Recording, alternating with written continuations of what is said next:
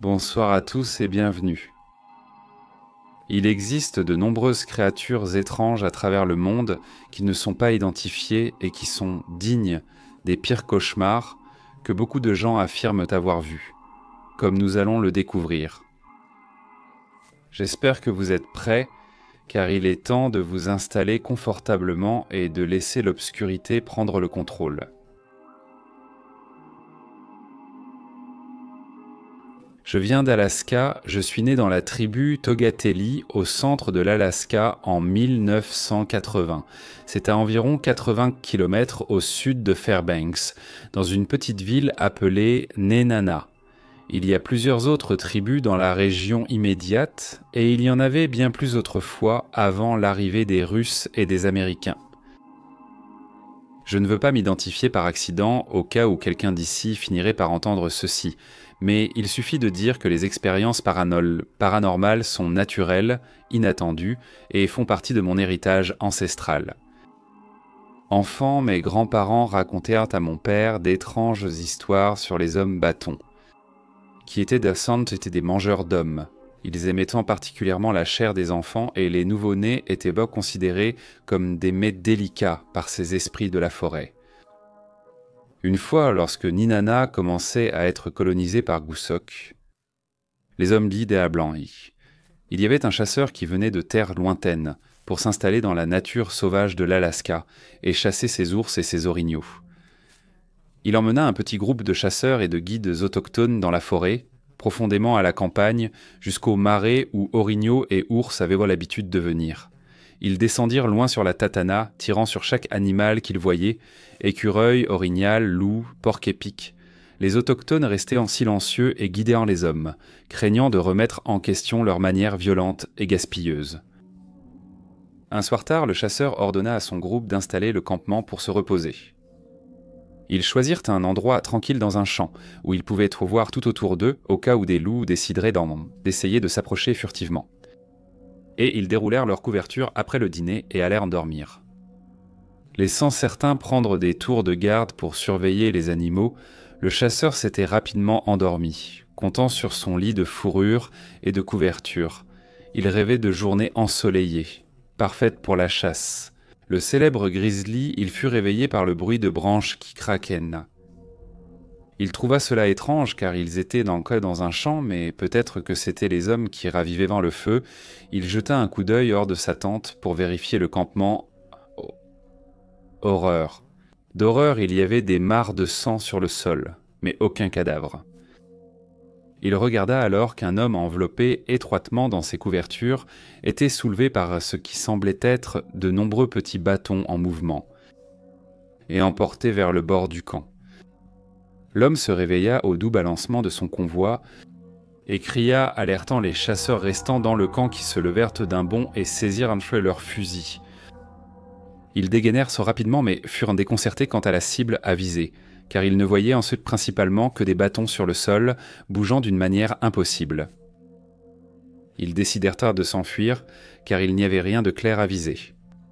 Mais alors qu'ils s'enfuyaient ensemble, ils furent poursuivis par d'énormes animaux qui surgirent soudainement des hautes herbes. Le chasseur attendit jusqu'à ce que les hommes se poursuivis par tous les animaux, puis il sauta hors de sa tente sans se retourner. Quand il entendit leurs cris, il courut aussi vite qu'il le put. Une semaine plus tard, il est apparu chez Nana, fou, épuisé et au bord de la mort. Il a raconté son histoire, puis il est décédé, car il se réveillait constamment en hurlant. S'il essayait de dormir, il ne pouvait donc pas se reposer.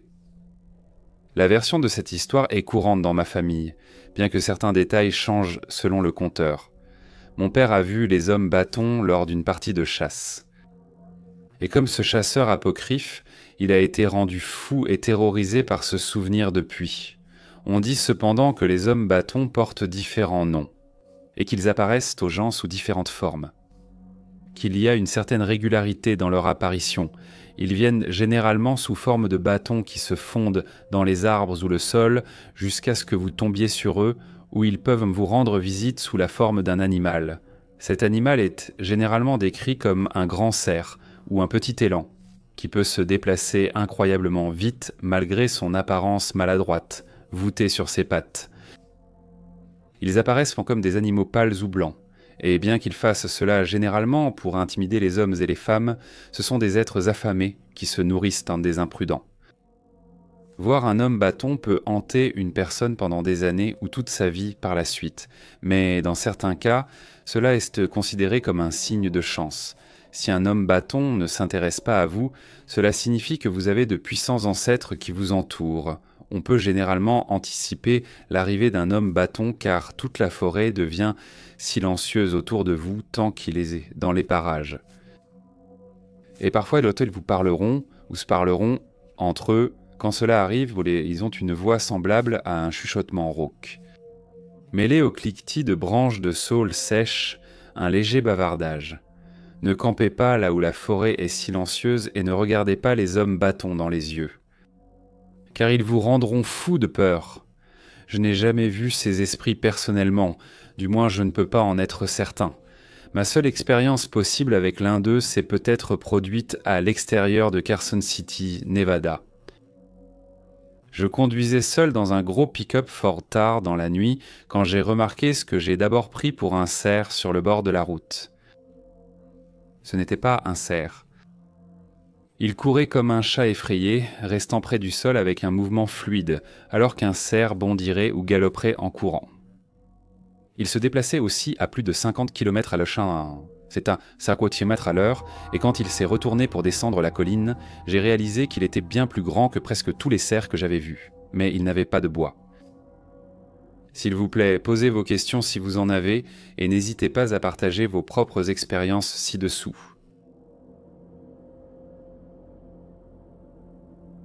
Quand j'avais 13 ans, ma mère a décidé que j'irais dans un internat militaire. Il était situé au nord du Mexique, dans un endroit appelé Durango. Durango est connu parce qu'il abrite beaucoup de choses effrayantes. Les cartels de la drogue, la zone du silence, des villes fantômes, des apparitions d'objets volants non identifiés et ce genre de choses. J'ai été dans cette école pendant environ 6 ans. Et un jour, un ami m'a invité, ainsi que d'autres élèves, à aller dans sa ville natale pour manger des tacos avec son père, un éleveur bien connu. Quand nous sommes arrivés en ville, nous étions chez lui en train de prendre un verre. Et finalement, il a décidé qu'il était temps d'y aller. Nous sommes montés dans son pick-up et il a commencé à conduire juste au moment où le soleil se couchait. Au bout d'une demi-heure, tout était sombre et il a dû allumer les phares. J'étais sur le siège avant avec mon ami et nous venions juste d'arriver à l'endroit. Il a ralenti sa voiture et nous pouvions entendre la faune nocturne ainsi que quelques éraflures sur la voiture causées par des branches et des plantes. Les phares tout phare nous permettaient un peu de voir juste assez pour distinguer les formes. Il a arrêté la voiture juste devant un petit lac et nous pouvions voir quelques buissons et arbres autour de l'eau. À quelques mètres devant le phare droit, nous pouvions voir ce que nous pensions être un rocher. Les gars ont commencé à décharger le camion tout en plaisantant. Mon ami et moi étions toujours à l'avant en train de fumer, quand tout à coup il a dit « Tu as vu ça ?»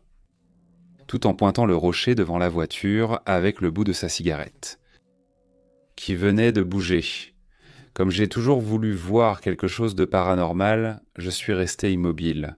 Nous regardions tous les deux ce rocher. Quand tout à coup, la chose a tourné la tête vers nous, avec, je pensais, un visage qui ressemblait à celui de Golem. De grands yeux ronds et jaunes, un dos arqué, et je me suis tourné vers mon ami. Il a attrapé son arme, est rapidement sorti de la voiture et a tiré 2 coups en l'air. Tout cela pendant que les gens déchargeaient encore le camion, faisaient un feu pour le barbecue et tout ça, j'ai entendu quelques cris. J'ai vu comment cette créature a levé les yeux vers le ciel, s'est retournée et a sauté dans l'eau juste après.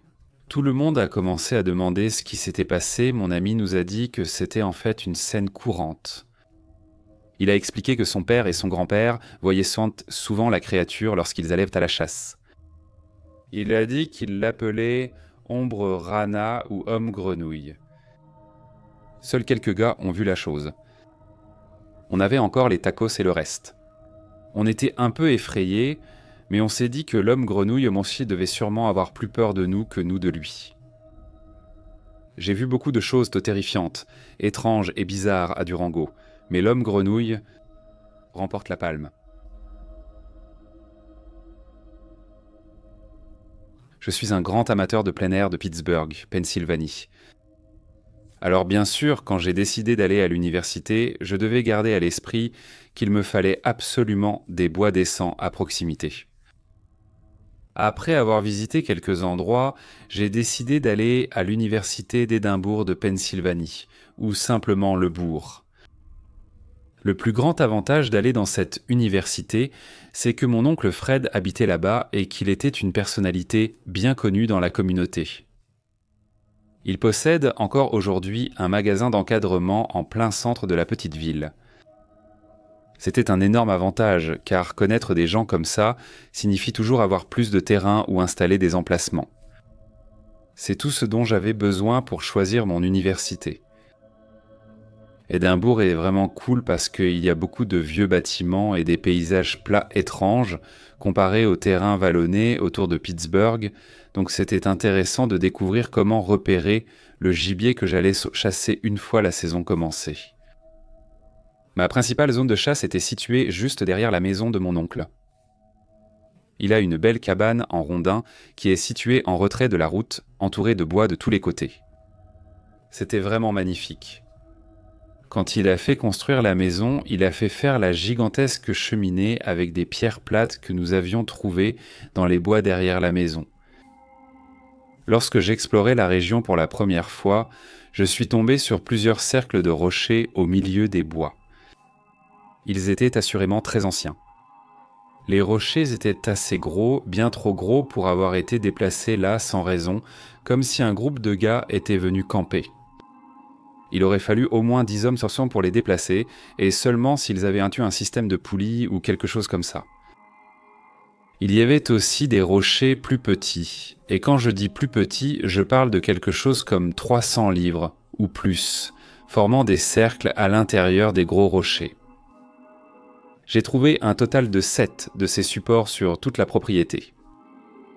Certaines des pierres, qui faisaient maintenant partie de la cheminée, devaient en tout simplement en faire partie, vu la quantité de pierres qu'il avait utilisées dessus.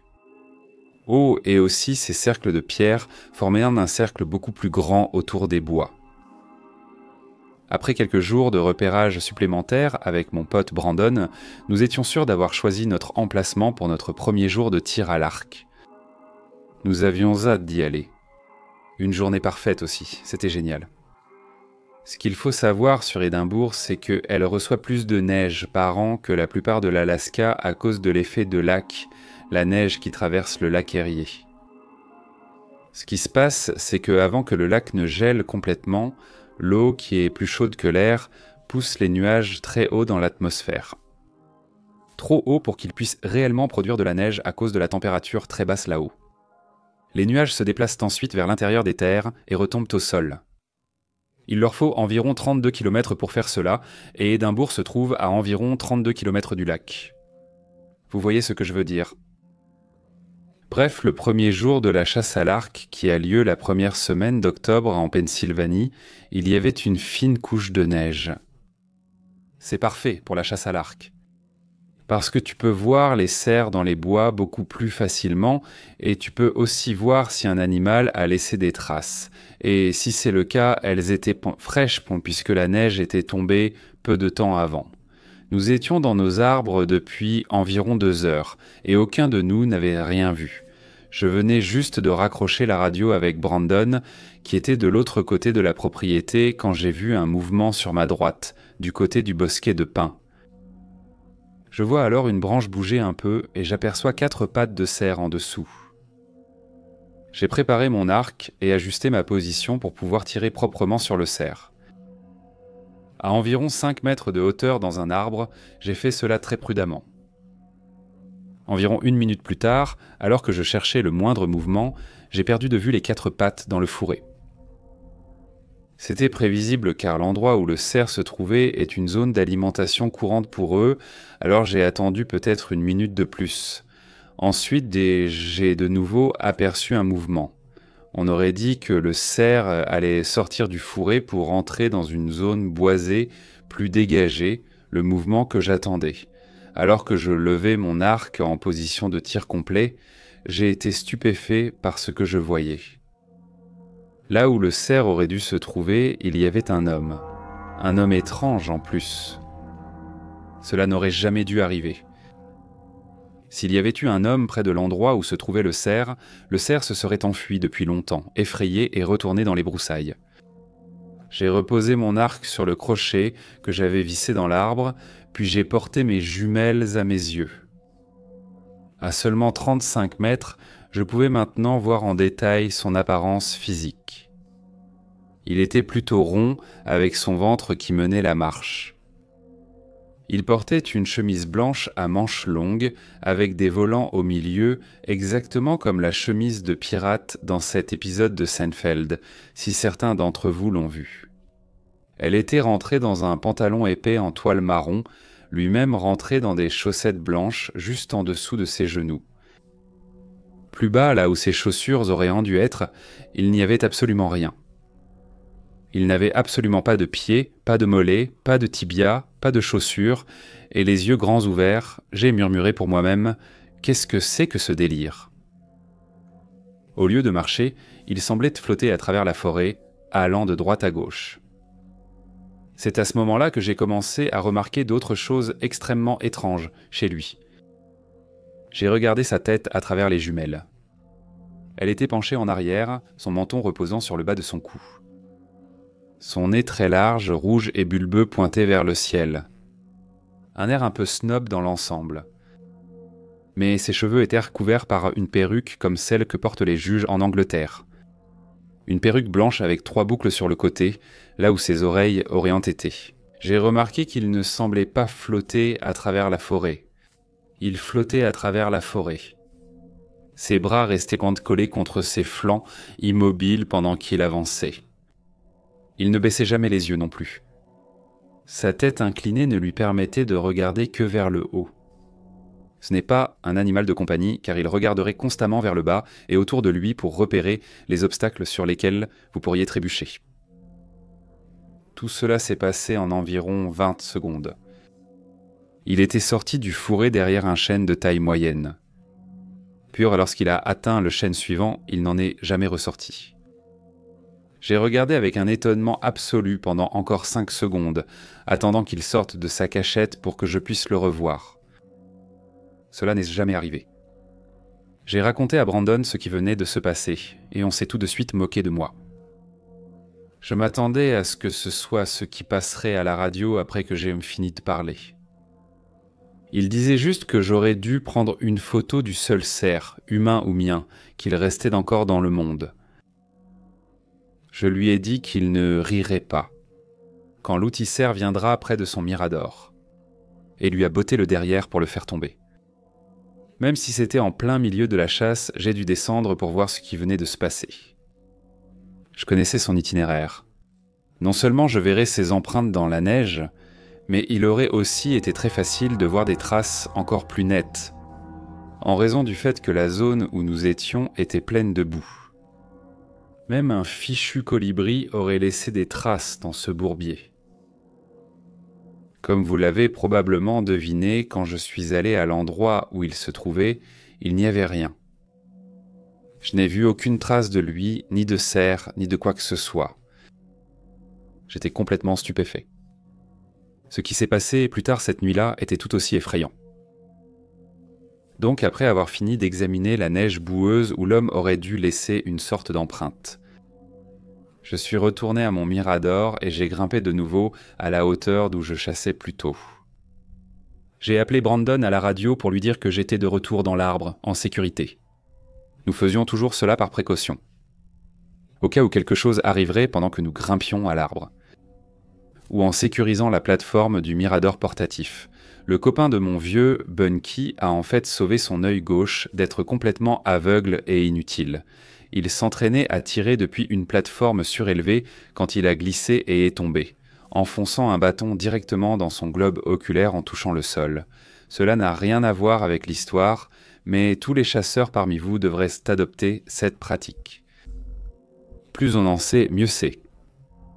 Bref, on chasse le reste de la journée, mais pas sans que Brandon pique des colères périodiques, se moquant de moi et du cerf pendant toute la suite de la chasse. Je savais que j'en entendrais parler pendant au moins une semaine. C'est bien sûr si le reste de la nuit avait été normal, ce qui, il s'avère, n'a pas été le cas. À l'approche du crépuscule, j'ai appelé Brandon à la radio. Et je lui ai dit que j'allais commencer à descendre de l'arbre. Brandon était en fait dans un mirador construit que nous avions trouvé lors de nos repérages les mois précédents, alors je lui ai demandé de me rejoindre à mon emplacement car il me faudrait beaucoup plus de temps pour démonter mon mirador et le descendre de l'arbre. Comme je m'y attendais, Brandon arrivait à mon emplacement juste au moment où j'atteignais le bas de l'arbre. Une fois arrivé tout en bas, j'ai détaché les sangles qui étaient autour de mes pieds. J'ai sauté au sol et j'ai commencé à lui expliquer fébrilement tout ce qui s'était passé. Je l'ai emmené vers la zone boueuse pour lui montrer qu'il n'y avait absolument aucune trace dans la neige ou la boue. Je sentais clairement qu'il ne croyait pas totalement tout ce que je lui racontais. J'ai pu le sentir aussi facilement parce qu'il m'a regardé droit dans les yeux, la bouche grande ouverte, les sourcils froncés vers le milieu du front, et il m'a dit « Tu te fiches de moi, frère ?» Il a aussi pu voir que je ne me moquais pas de lui. Quand je l'ai regardé avec ce qui devait être les yeux les plus fous qu'il ait jamais vus, et que j'ai dit « Bien sûr que non ».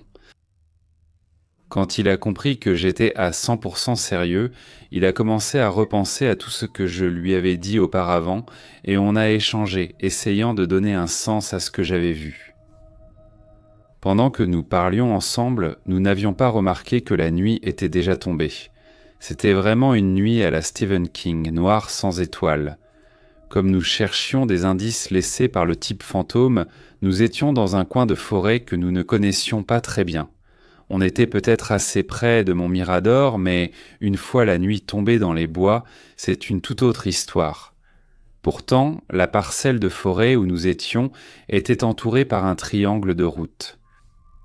Tout ce qu'on avait à faire, c'était de marcher en ligne droite, et on finirait bien par sortir quelque part.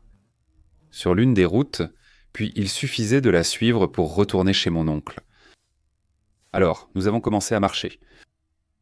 Marcher en ligne droite dans les bois est presque impossible. Sans boussole, ce que je n'avais pas. Donc nous étions littéralement et figurativement dans le noir quant à l'endroit où nous étions. Après quelques minutes de marche, nous avons entendu un cri fort, comme si quelqu'un se faisait tuer. Maintenant, je connais le cri de chaque animal dans les bois d'ici, que ce soit en temps normal ou en mode panique, poussant des cris de mort. Je vois souvent des vidéos sur YouTube de personnes qui enregistrent un bruit dans leur jardin, pensant qu'il s'agit d'une personne ayant besoin d'aide, alors qu'en réalité, c'est un lapin qui crie parce qu'il se fait attaquer par un prédateur. Ce n'était pas du tout ça. Après avoir attendu quelques minutes pour voir si les cris allaient bien continuer, nous avons recommencé à marcher dans la direction que nous pensions être la bonne. Nous n'avons pas beaucoup parlé de ce que nous venions d'entendre, probablement à cause de l'anxiété que nous ressentions tous les deux. Mais nous n'avons pas pu l'ignorer longtemps, car nous avons entendu un autre long cri à glacer le sang. Cette fois, c'était plus proche et cela sonnait différemment. Au début, nous avons cru entendre le cri d'une femme agressée. Ce nouveau cri avait l'air menaçant. Ironiquement, nous avions l'impression que c'était nous qui étions traqués et chassés à ce moment-là, et pourtant nous avons continué d'avancer. Après avoir marché encore une centaine de mètres, nous sommes tombés sur quelque chose de très étrange directement sur notre chemin. Il y avait ces étranges masses gélatineuses et translucides sur le dessus de la litière de feuilles. Maintenant, j'ai 32 ans, ce qui n'est pas forcément un âge qui crie sagesse d'après mon expérience, mais je vais dans les bois depuis aussi loin que je me souvienne. Mon vieux m'a tout appris sur la nature sauvage qui nous entoure. Alors croyez-moi, ces gouttes claires n'auraient pas dû être là. La seule chose à laquelle je pouvais penser, c'était que c'était de la sève d'arbre, mais ce n'était pas ça. J'ai piqué une des masses avec un bâton, craignant de quoi elle s'était faite. J'avais lu une histoire sur une ville où des masses gélatineuses, translucides, étaient en tombée du ciel. Beaucoup de ces personnes sont tombées très malades, et si je ne me trompe pas, je crois même que quelques-unes en sont mortes. Inutile de dire que je prenais des précautions. Leur consistance était celle d'une gélatine épaisse, comme si vous faisiez de la gelée avec seulement une tasse d'eau au lieu de deux. Une fois que nous avons recommencé à marcher, nous sommes tombés sur une bonne quantité de cette substance. Ce n'était pas partout dans la forêt. Au lieu de ça, c'était directement devant nous pendant que nous marchions, presque comme si quelque chose ou quelqu'un savait quel chemin nous allions essayer de prendre, et l'avait marqué avec ses amas. Puis un autre cri est venu, cette fois encore plus proche et avec quelque chose en plus. Cette fois, pas très loin de nous, on a entendu des feuillants se bouger et quelques brindilles craquer. Il y avait définitivement quelque chose là. Ça aurait pu être un cerf, mais c'était peu probable. Quoi que ce soit, ça n'avait pas du tout été effrayé, ni par nous, ni par le cri menaçant. C'est facile de savoir quand on effraie un animal, ils se mettent à courir. En plus de ça, la plupart des feuilles étaient encore très humides, donc elles ne faisaient pas autant de bruit que d'habitude. Cela a fait grimper notre anxiété. À ce moment-là, la seule chose à laquelle on pensait, c'était de foutre le camp d'ici. Nous n'étions plus du tout curieux à propos des hommes flottants, des cris ou de la gelée extraterrestre. On voulait juste partir et ça n'allait plus tarder. Malgré la distance parcourue, nous n'avions toujours pas trouvé de route. Plus étrange, il n'y avait aucune maison ni lampadaire. Mais malgré tout, on continuait, pensant qu'on finirait par trouver la sortie très bientôt. Nos lampes de poche commençaient maintenant à faiblir, alors on était vraiment pressés. Ce qui, soit dit en passant, n'est pas ce qu'il faut faire si jamais vous vous perdez dans les bois. Garder son sang-froid l'emporte toujours dans ce genre de situation. En marchant, nous avons commencé à voir quelques pins. C'était très étrange, car nous avions soigneusement exploré le terrain. Les seuls pins étaient près de mon mirador, à notre point de départ. Après en avoir vu quelques-uns de plus, nous avons ressenti ce pressentiment, presque comme une sensation de panique maladive et anxieuse. Nous nous sommes arrêtés 1 minute pour vérifier les environs et avons découvert que l'endroit exact où nous étions arrêtés, c'était le même endroit où nous avions commencé. Nous nous tenions juste à côté d'un pin avec un autre pin mort à côté, dont une branche cassée pendait encore à la branche sectionnée. Comment cela pouvait-il être possible ? Nous étions pourtant certains de marcher en ligne droite. Mais cela devait être impossible.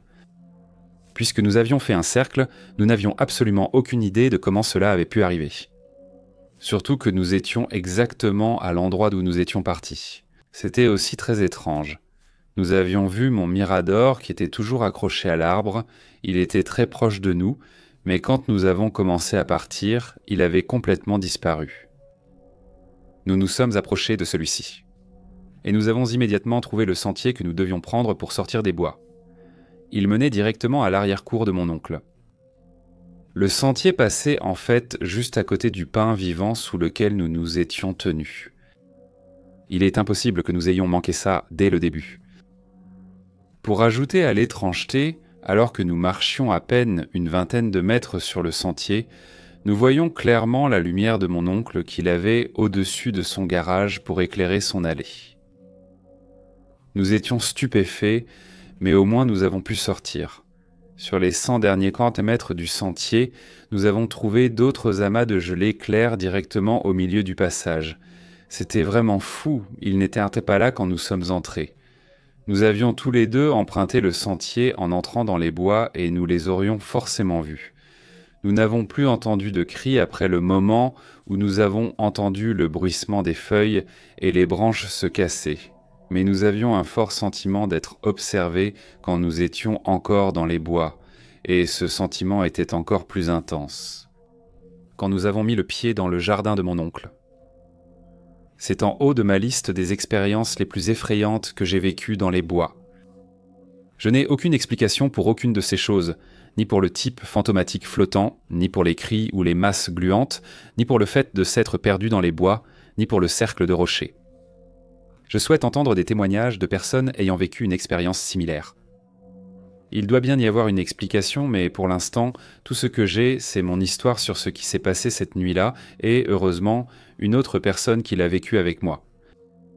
Au moins, il a pu confirmer ce qui s'est passé auprès des gens qui ne croiront pas que cela nous soit réellement arrivé. Que vous le croyez ou non, cela ne dépend que de vous, mais je peux vous assurer que cela s'est passé exactement comme vous l'avez entendu. Je sais que ça paraît fou et invraisemblable, mais c'est arrivé et c'est effrayant d'y penser la prochaine fois que vous vous retrouverez dans les bois. Quelque chose d'incroyable s'est passé là-bas. Je suis reconnaissant que nous ayons pu sortir des bois sans qu'il ne nous arrive rien de grave, malgré ce qui s'est passé. Cela n'a fait que renforcer mon désir de comprendre le paranormal. Un jour, je vais y retourner seul et camper une nuit ou deux dans l'espoir que quelque chose se produise à nouveau et que j'ai la force de chercher ce que c'était et d'obtenir des réponses.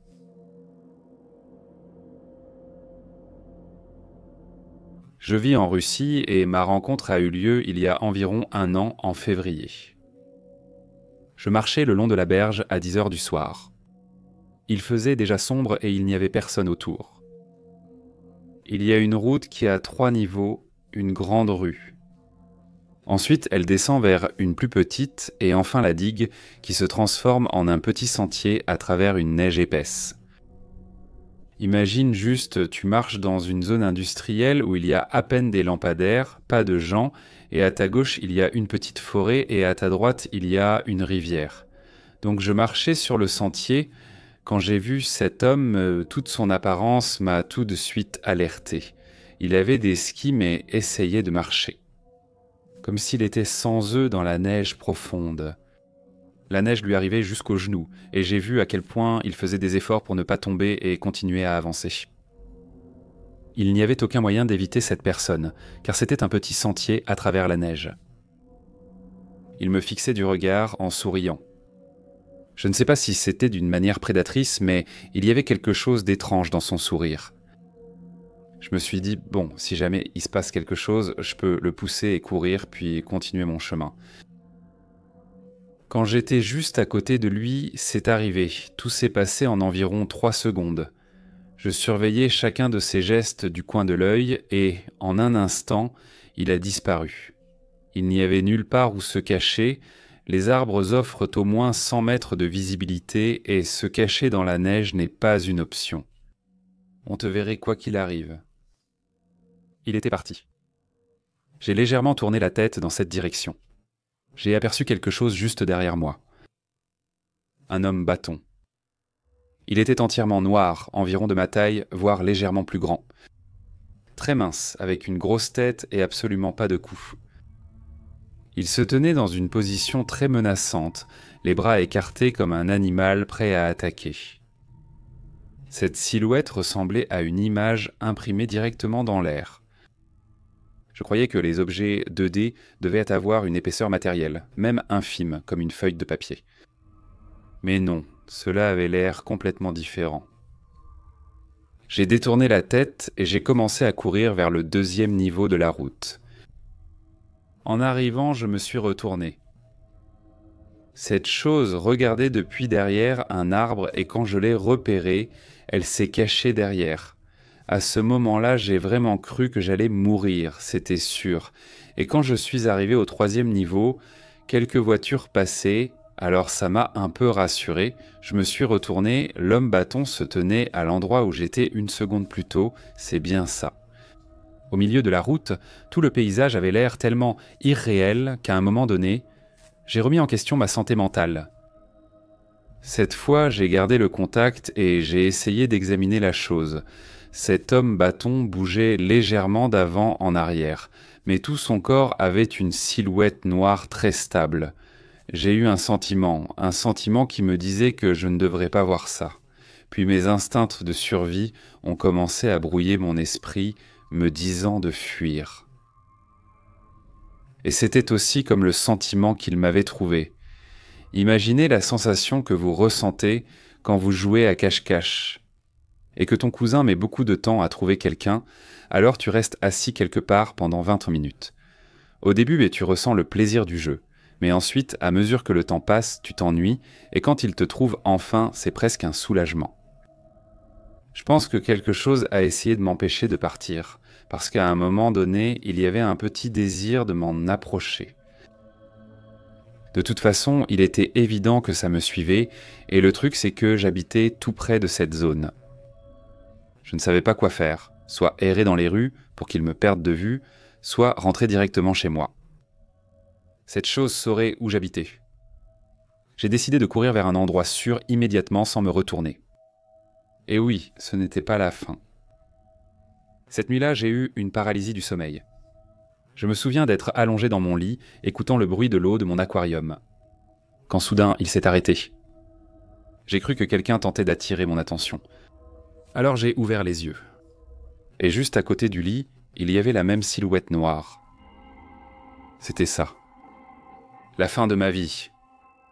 J'ai littéralement vu toute mon existence défiler devant mes yeux. Il se tenait à moins d'1 mètre de moi.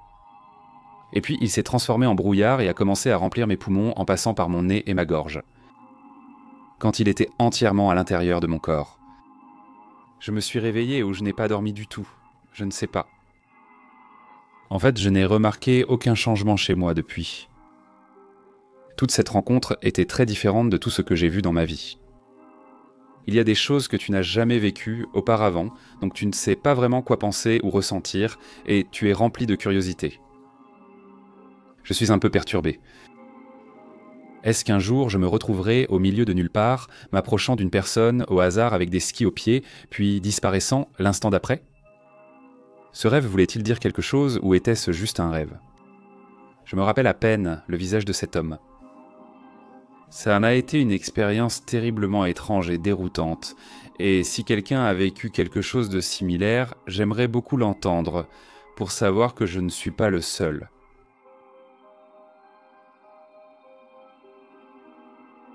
Il y a des années, quand j'avais 13 ans, je suis parti en voyage pour célébrer Pâques avec la famille de ma mère.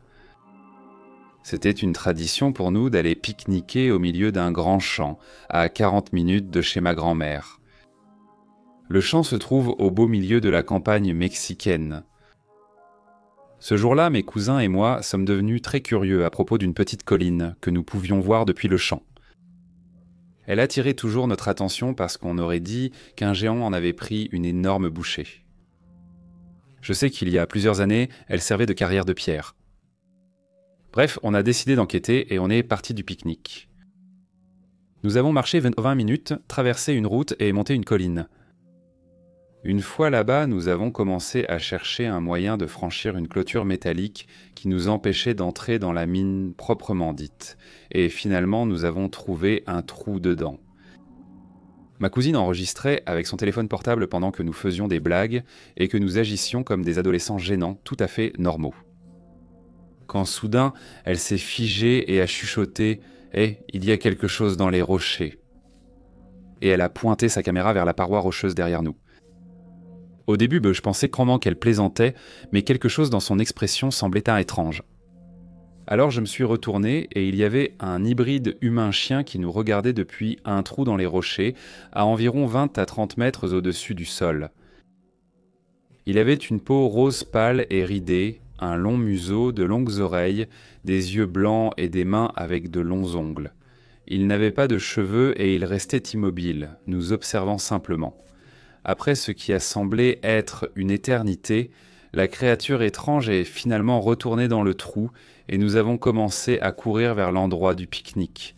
Nous avons montré la vidéo à notre famille juste après nous être fait gronder pour être allés si loin sans prévenir personne, mais on ne voyait presque rien sur la vidéo. Après toutes ces années, je ne sais toujours pas ce que c'était et j'ai la chair de poule rien que d'y penser. La mère de mon meilleur ami avait un frère qui travaillait dans cette mine dans les années 70, et elle affirme que lui et d'autres ouvriers y sont morts, mais que les familles n'ont jamais récupéré les corps. Apparemment, des éboulements de rochers se sont produits à plusieurs reprises, tuant les personnes qui y travaillaient et rendant très difficile la récupération des corps. C'est ce que les propriétaires de la mine ont dit aux familles touchées. Après quelques incidents, ils ont décidé de fermer la mine définitivement.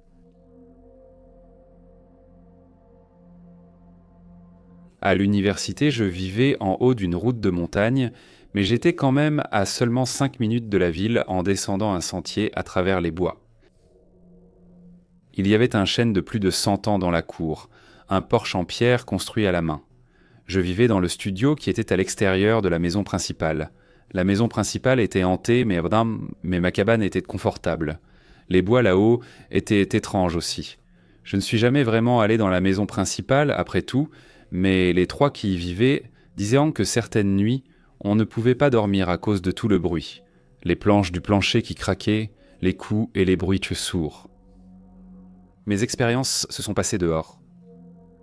Comme je l'ai dit, je chassais du petit gibier là-haut, car il devait y avoir une colonie de lapins dans l'installation, ainsi que quelques nids d'écureuils. Souvent là-bas, pendant que je traquais, j'avais nettement l'impression d'être moi-même traqué. Gardez à l'esprit que ce bosquet ne fait que quelques hectares, mais il a été préservé principalement à cause des chênes historiques disséminés un peu partout. C'est une vieille forêt. J'entendais des rires, comme des rires d'enfants, mais pas tout à fait comme dans un film effrayant. C'était un peu déformé, et presque comme des petits rires coquins que l'on pourrait imaginer qu'une fée ferait. Ça venait d'un endroit différent à chaque fois que je le cherchais. J'ai finalement décidé d'arrêter de le suivre et de chasser. Ça ne s'est jamais arrêté.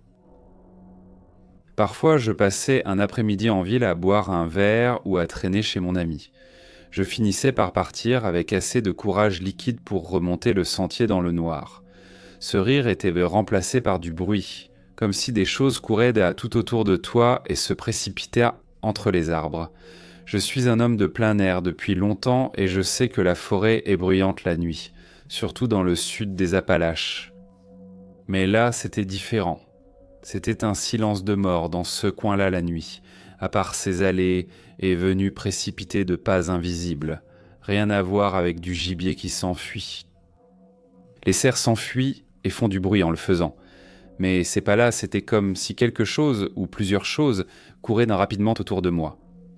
On aurait dit que ça traversait le sentier devant moi, puis derrière, puis à côté, mais je ne voyais jamais rien. À l'époque, j'étais vraiment un oiseau de nuit. Et j'étais régulièrement debout à faire mes devoirs jusqu'à 3 ou 4 heures du matin. Une nuit comme ça, il venait de neiger, un bon 20 pouces de neige fraîche, ce qui faisait une belle accumulation pour la région. Notre jardin et les bois étaient comme un paradis pour moi et mon chien. J'étais impatient de partir à la recherche de traces le lendemain et de voir si je pouvais localiser précisément le terrier du lapin. J'étais en train de travailler quand le chien est venu gratter à la porte pour que je le laisse entrer, pas affolé ni rien. Je l'ai laissée entrer et elle s'est couchée pour dormir. Ce qui était étrange parce que c'est une husky et elle préférait la neige à mon petit appartement, chauffé à chaque fois. J'ai décidé d'arrêter pour la nuit et je suis sorti fumer une cigarette. Il était 3h24 du matin. Je peux encore le voir en haut de l'écran de mon MacBook avant de le fermer. Je suis sorti. J'ai remarqué que les nuages étaient un peu plus dispersés et la lune brillait sur la neige. J'ai allumé ma cigarette. Je regardais simplement par-delà la clôture, vers les bois, quand quelque chose a attiré mon attention. On aurait dit la silhouette de quelqu'un appuyé contre l'un de ces grands chênes, comme on verrait quelqu'un avec la paume posée contre un mur, un bras tendu en s'appuyant dessus. Ça ne bougeait pas, donc je ne savais pas si j'étais juste fatigué ou si c'était un effet de lumière ou autre, alors j'ai avancé jusqu'au bout du porche, et dès que j'ai posé le pied sur la neige fraîche, là, cette chose s'était lancée. Elle était grande. D'après mes estimations basées sur l'arbre, cette chose faisait environ 2,10 mètres de haut. Elle a couru le long de la clôture, puis est repartie dans les bois. Autant que je pouvais en juger, elle était sans poils et complètement nue, même si sa forme était simplement celle d'un homme grand et maigre. Je suis rentré, j'ai mis des bottes, pris mon fusil et ma lampe torche, puis je suis allé vérifier les traces. J'ai trouvé une série d'empreintes qui devaient en faire au moins du 48 ou 49 pieds de nu. Elle a couru le long de la clôture et sur la partie sans arbre du jardin, comme si elle se dirigeait vers les bois. Mais les traces se sont arrêtées à environ 50 cm de la lisière de la forêt. Je ne sais pas s'ils ont pu atteindre la lisière des arbres. Probablement parce qu'il n'y avait plus de traces que je pouvais trouver cette nuit-là, ni le lendemain. C'est comme si ça avait complètement disparu après ça.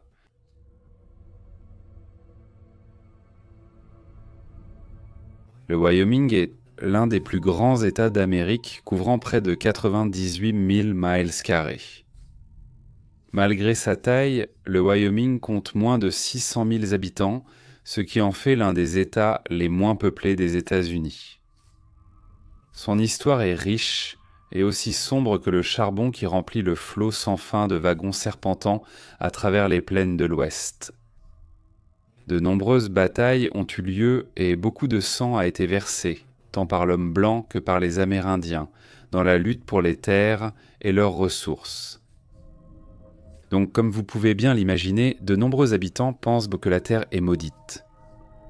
Il existe d'innombrables histoires d'activités paranormales, allant de rencontres avec des fantômes, des apparitions du Bigfoot, jusqu'aux skinwalkers et autres cryptides, sans oublier les histoires d'objets volants non identifiés et d'enlèvements extraterrestres. Cependant, cette histoire ne concerne pas les esprits, ni quoi que ce soit de ce genre.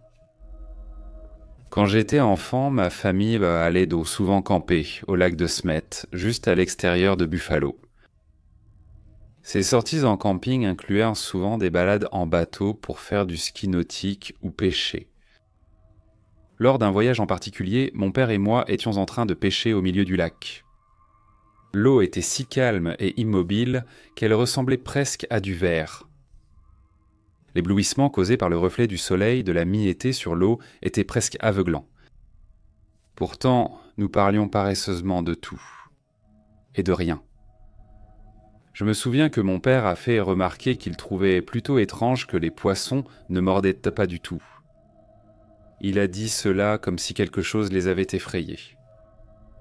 Je n'ai pas vraiment prêté attention à ce qu'il disait, car j'étais préoccupé par les ondulations soudaines qui commencèrent à danser à la surface de l'eau, donnant au lac un effet de miroir déformant. Je me souviens avoir trouvé cela plutôt étrange, étant donné qu'il n'y avait ni bateau ni personne en vue à ce moment-là. Mon cœur s'est mis à battre la chamade dans ma poitrine, alors que les ondulations se transformèrent rapidement en vagues qui frappaient dans le flanc du bateau avec assez de force pour le faire tanguer d'avant en arrière. À en juger par l'expression sur le visage de mon père, je pouvais voir que lui aussi se sentait mal à l'aise face à la situation actuelle. « Papa, tu vois ça ?» J'ai demandé, essayant de ne pas laisser la peur s'entendre dans ma voix. «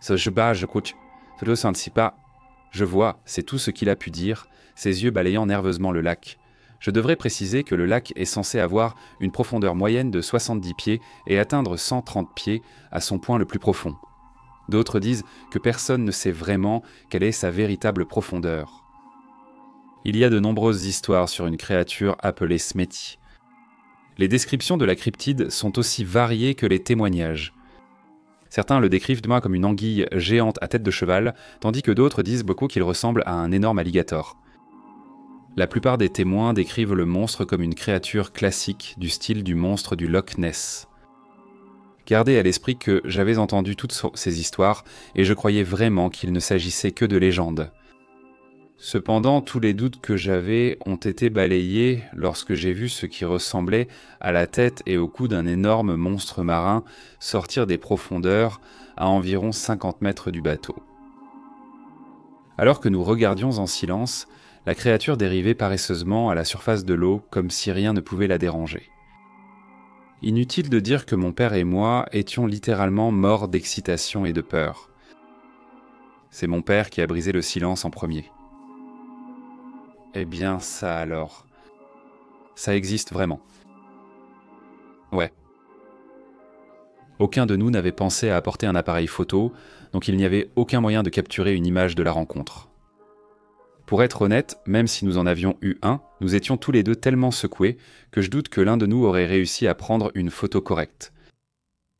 Nous sommes simplement restés là, assis, à regarder avec émerveillement et incrédulité pendant ce qui nous a semblé des heures. En réalité, toute la rencontre n'a duré que 2 minutes avant que la créature du lac ne disparaisse sous la surface de l'eau. Mon père et moi nous sommes regardés sans dire un mot et avons rapidement commencé à remonter nos lignes. Je suppose que je sais pourquoi les poissons ne mordaient mes peaux, ai-je fait remarquer. En effet, a répondu mon père avec un léger frisson. Je pense qu'il est temps pour nous de foutre le camp de ce lac, a-t-il suggéré. J'ai hoché la tête en signe d'accord et, sans un mot de plus, à mon père, j'ai démarré le moteur du bateau et nous sommes rapidement retournés vers la rive, en gardant prudemment un œil sur le monstre. Je suis retourné de nombreuses fois au lac de Smet depuis, et je n'ai pas revu la créature. Néanmoins, les témoignages et récits persistent à se propager. Bien qu'il n'y ait aucune preuve concrète que Sméti existe, je sais sans aucun doute qu'il existe bel et bien. Si l'un d'entre vous l'a vu ou a entendu parler de cette créature insaisissable, j'aimerais beaucoup avoir vos témoignages dans les commentaires ci-dessous.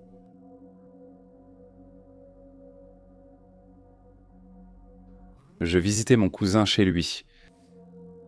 J'ai 4 cousins, 2 jumelles de 10 ans, un frère aîné de 21 ans et un autre frère aîné de 26 ans. Je partageais la chambre avec mon cousin du même âge, 21 ans. Nous avons entendu des choses des ponts tomber dans la chambre des filles, juste à côté de là où nous étions. Nous avons supposé que c'était juste elles qui jouaient, mais l'une d'elles a commencé à parler à l'autre et elles étaient de l'autre côté de la pièce. Alors mon cousin est sorti de la pièce pour aller vérifier et j'ai regardé par-dessus son épaule à travers l'embrasure de la porte. Au moment même où les filles expliquaient que des objets sont tombés sans raison, une sorte de créature humanoïde a surgi du placard. Elle avait une apparence humaine, mais était beaucoup plus longue et plus mince, et elle courait à 4 pattes. Elle a traversé la maison, a brisé la charnière de la porte d'entrée et a traversé la porte moustiquaire. Nous avons appelé la police immédiatement et ils sont arrivés en 5 minutes. Ils ont fouillé dans un rayon de 8 km et n'ont rien trouvé. Ils ont prélevé de l'acide désoxyribonucléique sur la porte, car apparemment la créature s'était coupée en brisant le bois de la porte, puisqu'il y avait encore un peu de sang dessus. Après analyse, les résultats se sont avérés non concluants. Ils ont dit que c'était similaire à l'acide désoxyribonucléique humain, mais pas de la même manière que l'acide désoxyribonucléique de singe est similaire. Mais ils étaient certains que ce n'était pas un être humain. Jusqu'à présent, nous n'avons eu aucun problème avec cette chose, quelle qu'elle soit. Ils vivent toujours dans la maison, ils n'ont aucun problème, mais nous n'avons aucune explication sur ce qui s'est passé, ce qu'était cette chose, ni comment elle est entrée dans la maison.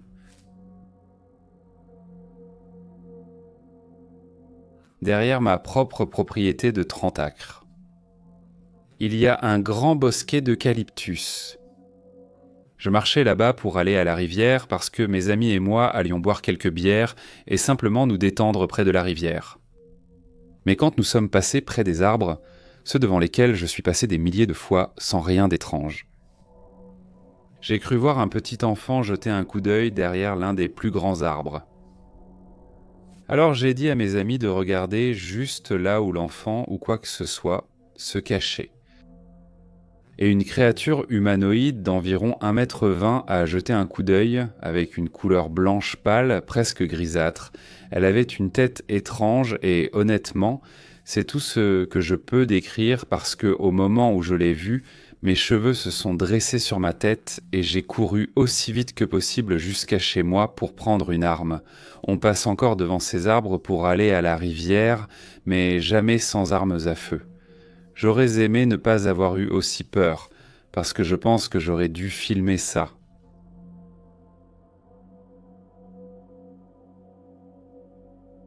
C'est une histoire que mon père m'a racontée. Il y a longtemps, il faisait un road trip à travers les États-Unis. Une nuit, il conduisait, déterminé à rester réveillé. Il conduisait depuis environ 5 heures et il était presque minuit. L'épuisement et la fatigue de la journée commencèrent à le gagner et il sentait la tension au volant. Chaque instant était un nouveau combat contre le sommeil et il gardait les yeux ouverts. Déterminé à rester éveillé car sa destination n'était plus qu'à une demi-heure, il pensa qu'il valait mieux s'arrêter sur le côté.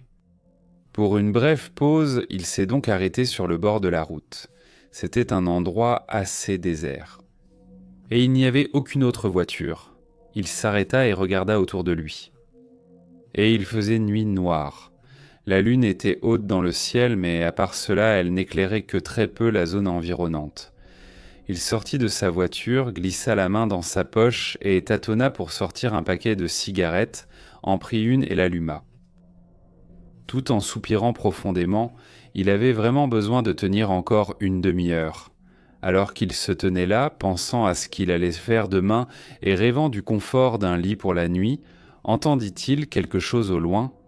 Il tourna la tête, ne vit rien et ignora simplement, supposant que c'était le bruit du vent. Il termina sa cigarette. Il écrasa le mégot et, juste au moment où il s'apprêtait à ouvrir la portière de la voiture, regarda-t-il de nouveau autour de lui. C'est à ce moment-là qu'il l'a vu. La lumière de la lune se reflétait et il y avait quelque chose dans les arbres. Quelque chose d'une forme vaguement humanoïde. Il plissa les yeux, se demandant si cette personne avait besoin d'aide. Pourquoi n'approchait-il pas? Mais surtout, pourquoi restait-il là, de façon inquiétante, au milieu de nulle part en pleine nuit? Quand il a réalisé à quel point c'était étrange, mon père a accéléré le pas, a ouvert la portière de la voiture, l'a refermée et s'est senti en sécurité à l'intérieur de son véhicule. Il ne porte même pas sa ceinture. Il nous a fait sortir de là rapidement et a commencé à se diriger vers sa destination pour aller dormir. Il a regardé dans son rétroviseur après quelques secondes et n'a rien vu, et un sentiment de soulagement l'a envahi. Alors qu'il continuait à conduire, il jetait de temps en temps un coup d'œil dans le rétroviseur et après quelques minutes, il a remarqué que c'était en train de le suivre en adaptant sa vitesse à la sienne. Il roulait à près de 60 miles à l'heure, comment cette créature pouvait-elle le suivre? Mon père pensait qu'il devenait fou, mais il n'osait pas s'arrêter pour se pincer et vérifier cela. Il a appuyé sur l'accélérateur et a poussé la machine encore plus fort.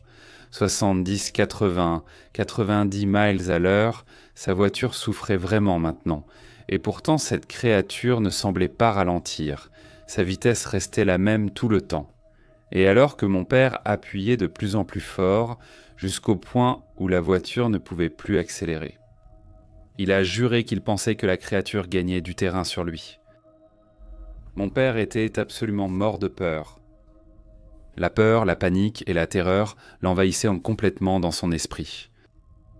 Ses regards vers le rétroviseur étaient maintenant fréquents.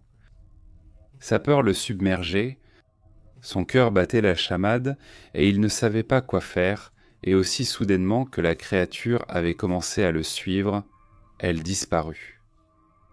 Elle a dû se cacher dans un buisson ou réaliser que mon père ne méritait pas d'être poursuivi.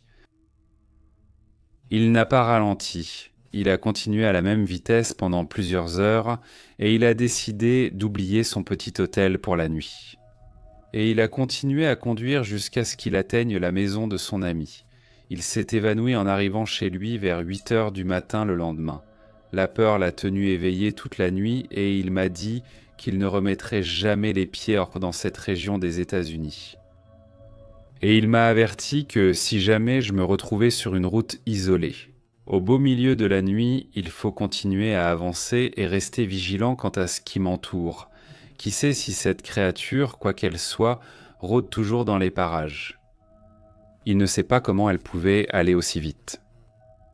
Et il ne veut pas le découvrir, il est simplement reconnaissant d'en être sorti vivant.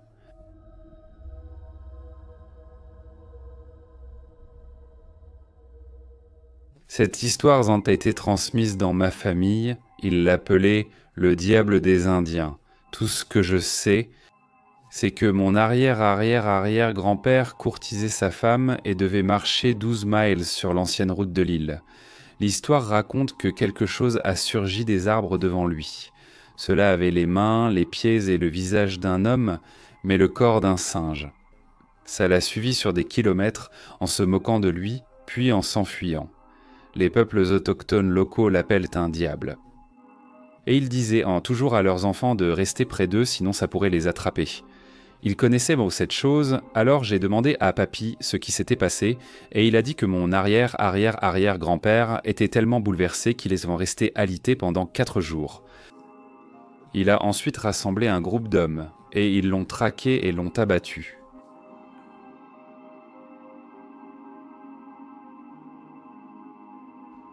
Salut les gars, c'est Mortis Media ici, et merci beaucoup d'avoir écouté. J'espère vraiment que vous avez apprécié la sélection d'histoires de ce soir. J'ai l'impression qu'aujourd'hui, nous avions une très belle variété concernant l'origine de ces histoires. Certainement quelques cryptides effrayants dont je n'avais jamais entendu parler auparavant. Les stickmen. Je ne le connaissais vraiment pas. Le connaissiez-vous ? Avez-vous déjà entendu parler de ça ? Dites-le nous en commentaire. Je n'avais jamais entendu ces histoires avant. Pour moi, c'était extrêmement captivant. J'adorerais plus d'histoires de stickman, voire même une vidéo entière qui leur serait consacrée. Il semble vraiment, vraiment intéressant. En tout cas, j'espère que vous avez apprécié l'épisode de ce soir. Si c'est le cas, vous pouvez me le faire savoir en faisant les choses habituelles que tout le monde vous demande de faire. Juste un petit rappel. Comme toujours, un immense merci à mes incroyables mécènes et à tous ceux qui me soutiennent via les liens. Je veux dire, les noms peuvent être vus à l'écran. Et si vous souhaitez voir votre nom à l'écran, vous pouvez contribuer à partir d'$1 par mois. Cela fait vraiment la différence. Et pour aider à faire avancer les choses ici, c'est bien sûr énormément apprécié et ce n'est pas sans récompense. En vous inscrivant, vous bénéficiez de quelques avantages sympas. Les informations se trouvent dans la description et sur Patreon. Merci d'avoir regardé, c'est important pour moi. Demain, il y aura un autre sondage pour décider si on aura des histoires de caca ou autre chose. Donc oui, je sens qu'il remonte clairement dans les sondages. 13-20 pourrait même gagner la prochaine fois. Qui sait, de toute façon, comme je l'ai dit avant, je vais le faire bientôt, donc que ça gagne ou pas, je vais le faire. Mais évidemment, je ferai celui qui gagne. Mais tu sais, je ne mettrai probablement pas de sondage pendant quelques jours et bam, histoire de caca, elles vont être à la fois horrifiantes et hilarantes, je t'assure. La dernière fois, je crois que je l'ai fait 2 fois, c'était incroyablement drôle. Donc c'est quelque chose à attendre si tu veux t'endormir en riant, je suppose. Il est temps de vous laisser. Restez géniaux. À bientôt.